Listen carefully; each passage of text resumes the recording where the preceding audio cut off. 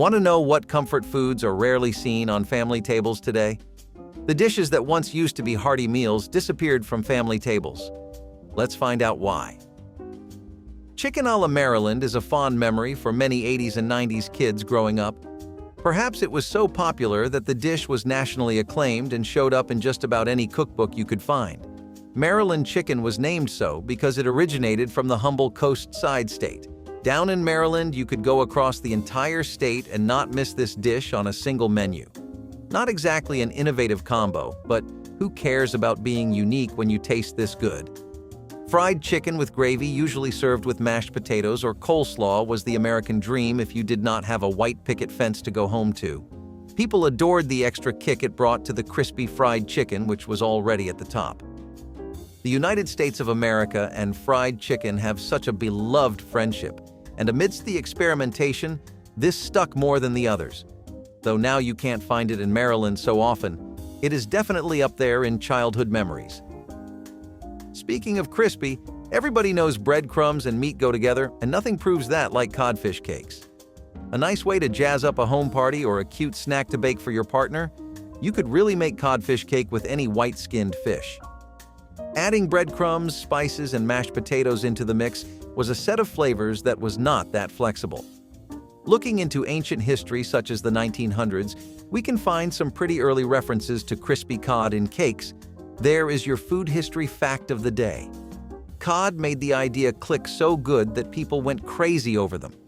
Go out for a stroll in the 1900s, and you could easily find this at any joint around the corner or food stall.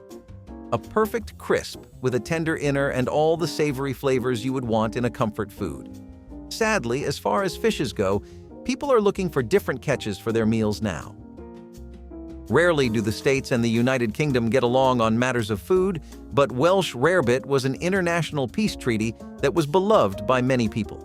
Similar to garlic bread, Welsh Rarebit was made out of bread which has long been a comfort food across Britain and America. The dish lacks meat, but do not be disheartened as the bread is topped with a cheddar cheese sauce made with various sauces and spices that make it taste otherworldly. Things like Worcestershire sauce and ale add a unique flair to this dish, and people could not deny the flavor. Yes, we all know the memes about British food being bland, but you all know how good American cheeses are, right? All treaties break, and this one did too, as it was not something people made much as burgers got more popular.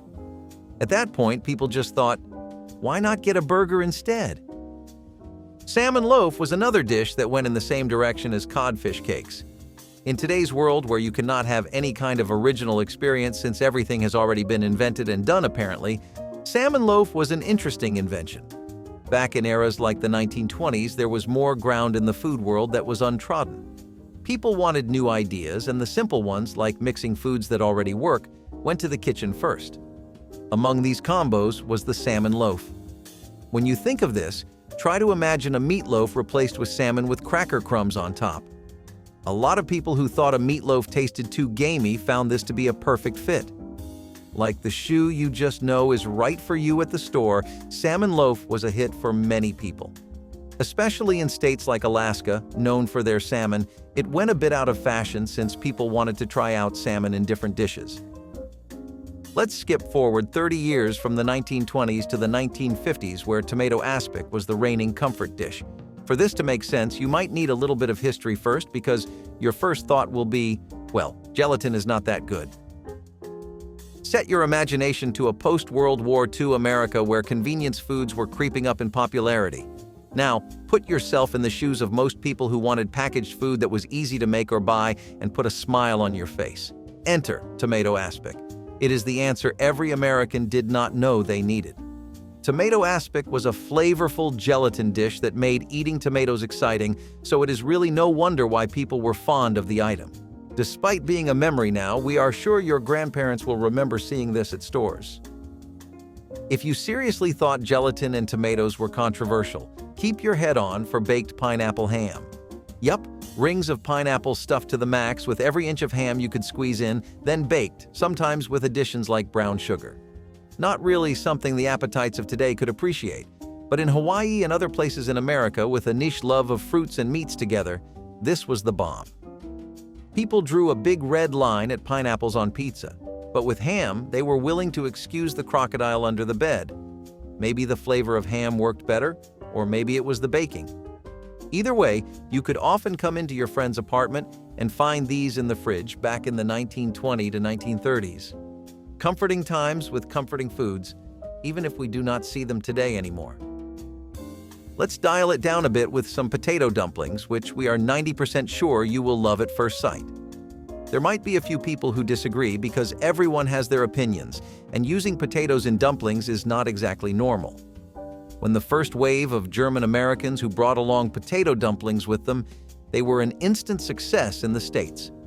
Don't you just love it when cultural exchanges like this happen and make the world a tastier place to be? Potato dumplings are just your typical dumplings filled inside with potatoes. You will notice that the best ideas on this list are the ones who are simple enough to appeal to everyone. Maybe that is what comfort food should be? At least potato dumplings fit a lot of people's idea of what comfort eating is. It leaves a little tear in your heart to see this vanish from most houses and dumpling places now. Continuing on our potato express train, we have mashed potatoes with sour cream and chives. Mashed potatoes had one problem that very few things, food or otherwise, in history do have, and that was suffering from success. It was too good, the flavor was too great, and it even looked delicious. Eventually, people started to get a little bored of having the same amazing flavor always and wanted to know what more they could do with it. Thus began a very long rabbit hole of adding random ingredients to mashed potatoes, which was a mixed bag, historically speaking. You had some absolute train wrecks, but among the heap, you would find gold like sour cream and chive mashed potatoes. Something that redefined what it meant to have a lazy Sunday or a movie night.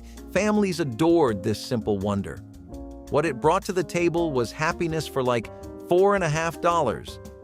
As America explored the rabbit hole even deeper, it would leave dishes like this behind, which sucks for us. One holiday favorite was oyster stew, and we know this might sound a lot more high maintenance than mashed potatoes and some chives, but bear with us. We are not talking about just any watery stew with some half-fresh veggies thrown in. Imagine a thick, rich cream soup with oyster and some basic spices and ingredients like milk and butter. Yeah, you did not have to pull out every stop just to feel like you were sitting at a restaurant. When you were tired and wanted a soup to put some of the youth back in your 20s, oyster stew could be made simply in 20 to 30 minutes and did the job perfectly. People loved the textures as much as the flavors, and it really added to the entire relaxing vibe the stew had going on. Sadly, people look to different broths for their relaxation now as America changed its soup tastes. Forget maritime memories and bowls of dumplings or potatoes. Let's talk about stuffed cabbage rolls. Cooking cabbage was something that was not so popular down in the South, but more so on the West Coast. People would take these cooked cabbage leaves and wrap them around every kind of filling you could imagine: ham, chicken, beef, or bacon, and even cheese. Maybe some of you might agree that America does not know when to leave things alone. Usually very popular as a health-friendly dish that also gave you protein and taste, it was really common for houses to make this for an afternoon lunch. Cooking the cabbage gave it an even crispier texture too, so that always helped matters with American taste buds. Unfortunately, it would not have much of a presence except its local one, and eventually even that faded away when people got less green-savvy with their food. Half pork and half ground beef, Swedish meatballs were all delicious. Meatballs that were made this way tended to be smaller than typical meatballs people were used to. When Americans hear the word, they think of a couple of big fat balls on a pile of spaghetti. Now we know that Swedish meatballs were smaller, but as a result, they had a denser flavor that lasted much longer. Actually, these tiny cluster bombs of flavor were being made out of two kinds of meat. Add an incredibly thick gravy with a potent meatball sauce and a cabinet's worth of spices to the mix. What you had then was a full-blown flavor experience that people could either have as delightful comfort food, if made in a hurry, or an actual exquisite meal. One you could take someone out on a date for or serve to your family happily. Those are now bygone days, unfortunately, as kids today are back to spaghetti and meatballs. Apricot glazed chicken is another dish that has just as much versatility as the last one, because you could really customize this dish. Depending on the average 20-something-year-old's mood back then, you had either a simple comfort meal or an "oh wow, you can cook" dish. You know the kind of thing you make for your friends when you really want to show off those kitchen skills?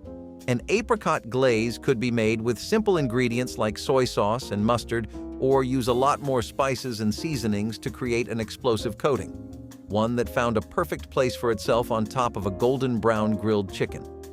Ironically, when the pairing first started getting popular, that was when apricots finally found a home for themselves in the diets of American people. Nowadays, production for the fruit has been on a steep decline for the past 20 years, and glazed chicken like this is a thing of the past. Veal piccata makes the two dishes before look like roadside diner dishes because this really is a complex dish, even if you make a bare-bones version of it. So you have to think, what's this doing on a top 20 comfort foods list? We say, great comfort can often be found after just a little bit of effort, and veal piccata proves the point. Thin slices of veal sautéed in a reduction in a simple white lemon sauce. If you were really feeling like a Michelin star chef on their week off, you would throw in some capers. It might have taken an hour or more, yes, but the taste was unmatched. The best part was that it used little amounts of meat to provide a restaurant experience at home. You can see why this became a comfort food now, we hope. What we cannot see, on the other hand, is why this went out of style, but nowadays it is not popular to make. We have been talking about main dishes for a while now, so let's take a look at creamed onions, which many argued was the perfect side dish. Creamed onions are another thing we can thank our British neighbors for, because when more of them started coming over, this dish found a welcome place in American cuisine. As things pass on to different places, they change themselves too, and creamed onions would be spiced up in many ways to fit the American palate. Mashed potatoes or mushrooms, for example, were a pretty hot choice for a plate of these. A staple of Thanksgiving eating for many years, creamed onions were really a better time in America because it was new. Maybe that made it even comforting or addictive to eat? At the time it got popular in the 60s, it was a pretty bland period in the kitchen for many Americans too. Chicken fricassee is something that would actually go along really well with creamy onions in theory, and sadly we may never be able to put it to practice. Fragrant and aromatic stews that were made with bits of meat browned with butter. Additionally, the dish had a really nice sauce that did not need any extra work because you could just use the cooking stock. That made it something perfect for cooking at home, as fricassee could easily be prepared with whatever you had on hand. When America first got ideas of having a healthier diet and abandoning the burgers, fried foods, and processed meats, it went to dishes like chicken fricassee. Chicken fricassees could also be served with other dishes or on a Thanksgiving platter. Southern USA cuisine particularly loved having this at celebrations, though now, south or north, you would not find a plate. Haddock with fish chowder made all the light bulbs in a person's head back then blew their fuses. A bittersweet, tangy but savory flavor that was so easily available in every bar, diner, or roadside pit stop, as well as simple to prepare in your own kitchen. Masses had the mindset that food should take a more practical approach past the 50s and be easy to make for families and middle-class homes. Haddock and fish chowder was one of the first instances of dishes that took that idea and really went to town with it.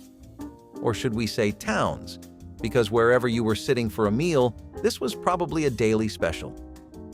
Days like that are now very much a long-gone memory, but for those who remember it, is a very comforting dish your mom might have made often. For the life of us, we cannot figure out why it is called Country Captain Chicken, but what we can say is that across the country, this chicken curry was definitely top-notch. We really would love to know why it is called that in southwestern USA and other places, though. Some references to merchant ships centuries ago, which were called country ships, mentioned dishes that were spicy curries mixed with chicken. Anyway, it could be named Obama and people would still eat it up, because it brought everything American tastes were lacking. Country Captain Chicken had spices, savory notes, and incredibly flavorful chicken with rice or naan bread, and for most American families, that was a green signal. Extremely popular in Indian American households and Southeast Asian restaurants in America, Country Captain Chicken is what these businesses relied on to really rake in the money. Lamb curry followed in the trend that was slowly capturing all of America, which was Southeast Asian cuisine, particularly curry and rice-based dishes. Lamb curry was popularly made in the deep south of the USA, where lamb is consumed almost daily. More spicier versions that would have you reaching over the table for the milk or water would come around with Southeast fusion restaurants, though. Places like that had much more flavorful imaginations of lamb curry that made the dish even more of a top pick. Also, if you were really into fitness back in the 60s and 70s, this was one of the best ways to get your protein intake for the week. We really would like to see America return to more rice-based dishes like this, because sometimes it is the most comforting thing ever. Crab Imperial sounds like royalty, and it tastes fit for a king's table too. Crab meat mixed in an imperial sauce, which included ingredients like sherry or cream, then baked to golden brown perfection, was absolutely the go-to dish for crab lovers. We have had veal, chicken, cod, and so much more, but how could we ever miss crab? A veteran member of every seafood, at least, many callbacks to the heyday of the dish painted out to be so.